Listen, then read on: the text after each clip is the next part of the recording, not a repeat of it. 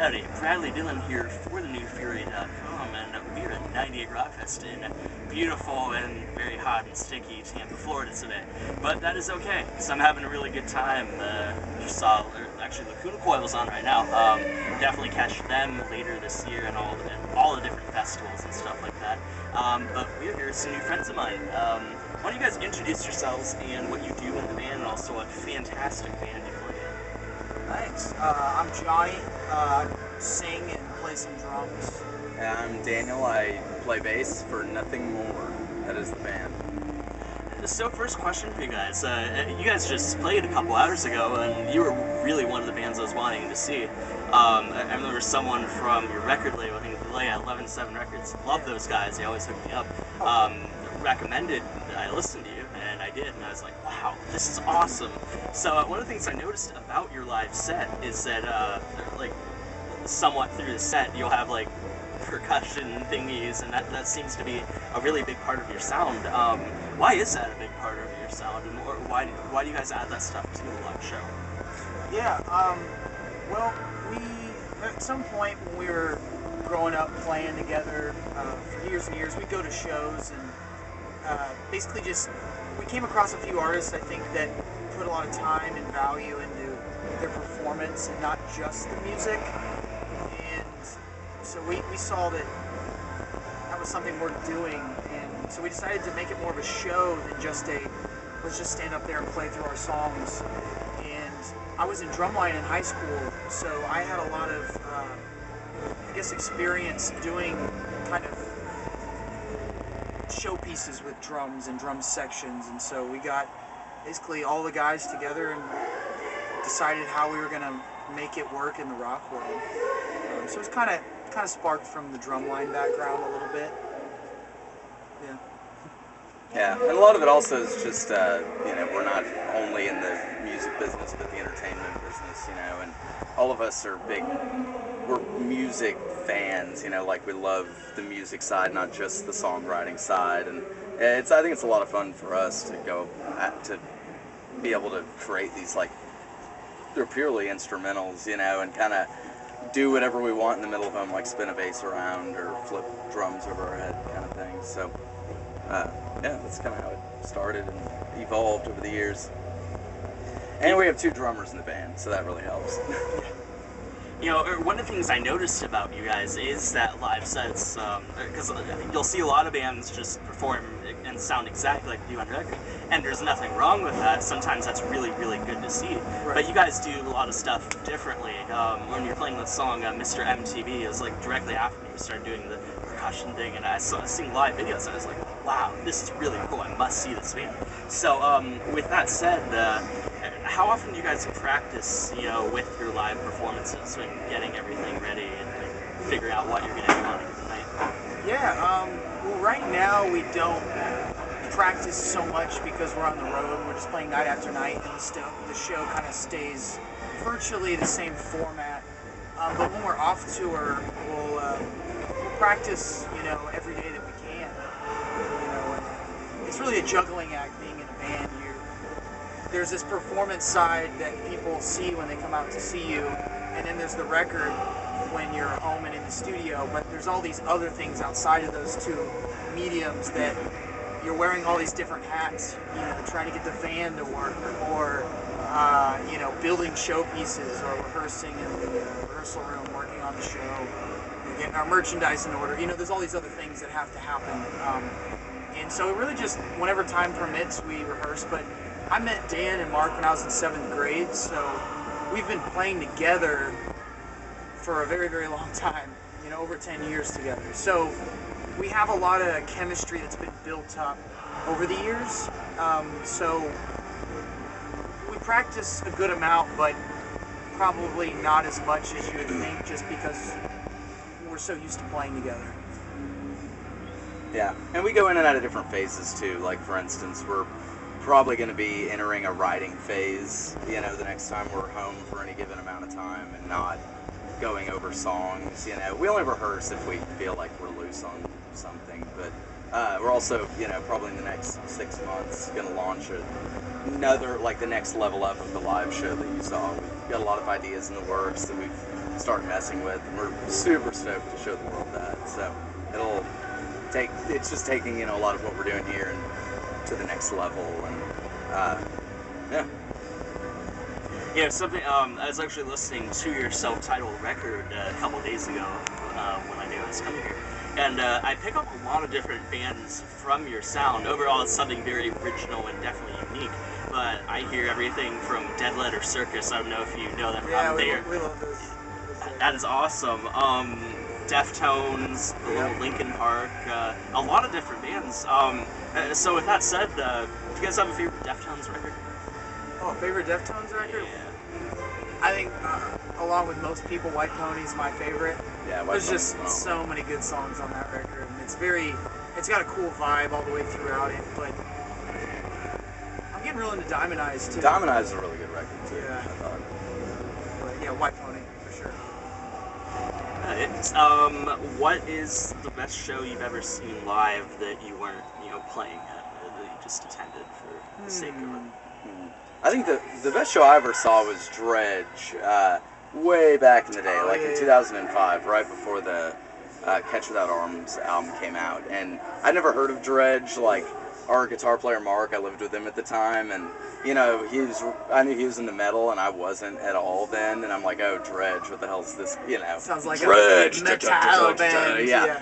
But they were just, it was a tiny club, probably 200 people there, and they were just so tight. And they do so many, guitar player does so many cool things with his delay, like changing the time of it, just pulling it all off live. And then actually that night, the singer jumped down into the audience and started singing, just from the audience. And so, like, 2 songs later, the drummer's like, I want to come into the audience too, does anyone know Triangle, or I think it was Triangle off El Cielo, and Johnny ended up getting pulled up there and got to wail a song with Dredge. This was when I was in high school. Yeah, it was we just weren't like, touring.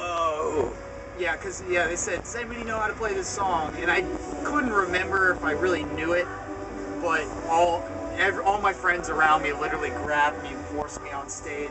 Yeah. And that was one of the coolest experiences ever. Yeah, and they said, we were talking to them afterwards, and they said that Johnny was like the only other drummer any of them had ever played with, pretty much in their entire life. Like, they were, just kind of became a band, and none of them ever jammed with anybody else, so it was cool. It's a special night. Yeah. I saw Ben Folds' show years ago. That was phenomenal. He's one of my favorite artists. Just seeing a guy play rock music on a piano with, like, such authority and sing and get the mic and just scrape the piano strings, and to me, really cool show.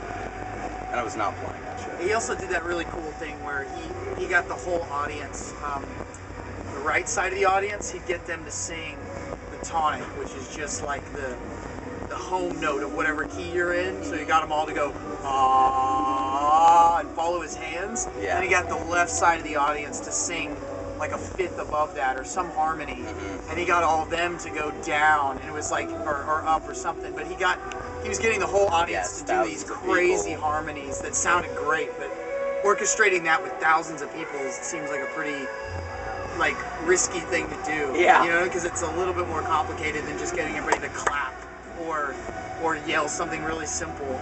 So that was pretty cool to see. Like I said, I've been listening to your self-titled album a lot, and I would probably never stop recommending it to people because it's really good. But probably my favorite song off that record is Mr. MTV, and that's actually the first song off that album that really stuck out to me. Can you tell us a little bit more about the subject matter of that song? It's pretty direct. I want to get you guys your interpretation of it. Yeah. That song's kind of, there's a specific connotation, and there's a more non-specific connotation at the same time. And what I mean by that is there's the obvious bash to what MTV specifically as a network or whatever they're called, corporation, has become, whereas back in its glory years it was this beautiful haven for music videos and really, I think, discovering new bands, and it was just really cool for those who've been around to even know, long enough to know that MTV was that. And then as time went on, it really kind of sold out and turned into this reality show bullshit, and it really just got worse and worse every year. And they're just one of I think, many corporations and different organizations that we're picking on and pointing out specifically. But it's kind of sad to watch that process happen. Some people call it selling out. Some people call it, I don't know what else actually.